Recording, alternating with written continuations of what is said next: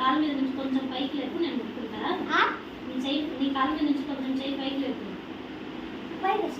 నీ చెయ్యి అంటుంది.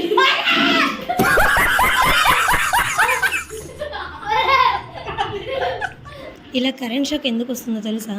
దీన్ని స్టాటిక్ ఎలక్ట్రిసిటీ అంటారు. ప్రతి సబ్స్టెన్స్లో ఆటమ్స్ అనే చిన్న చిన్న పార్టికల్స్ అనేవి ఉంటాయి. వాటిలో ప్రోటాన్స్, ఎలక్ట్రాన్స్, న్యూట్రాన్స్ అని చెప్పేసి సబ్ అటామిక్ పార్టికల్స్ ఉంటాయి. వీటిలో ప్రోటాన్స్కి పాజిటివ్ ఛార్జ్, ఎలక్ట్రాన్స్కి నెగిటివ్ ఛార్జ్, అలాగే న్యూట్రాన్స్కి ఛార్జ్ ఉండదు. ఇప్పుడు ఎప్పుడైతే మనం ఈ సబ్స్టెన్స్ని సిల్క్ క్లాత్తో కానీ కొట్టినప్పుడు కానీ లేదంటే రబ్ చేసినప్పుడు కానీ ఒక సబ్స్టెన్స్లో ఉండే ఎలక్ట్రాన్స్ అనేవి ఇంకొక సబ్స్టెన్స్లోకి జంప్ అవుతాయి.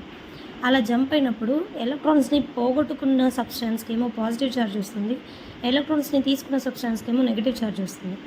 సో ఇలా డిఫరెంట్ ఛార్జెస్ అనేవి క్రియేట్ అవ్వడం వల్ల ఎలక్ట్రిసిటీ జనరేట్ అవుతుంది.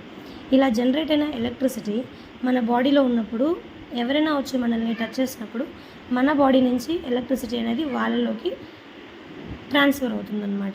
సో ఆ కండిషన్లోనే మనకి కరెంట్ షాక్ అనేది కొట్టినట్టుగా అనిపిస్తుంది.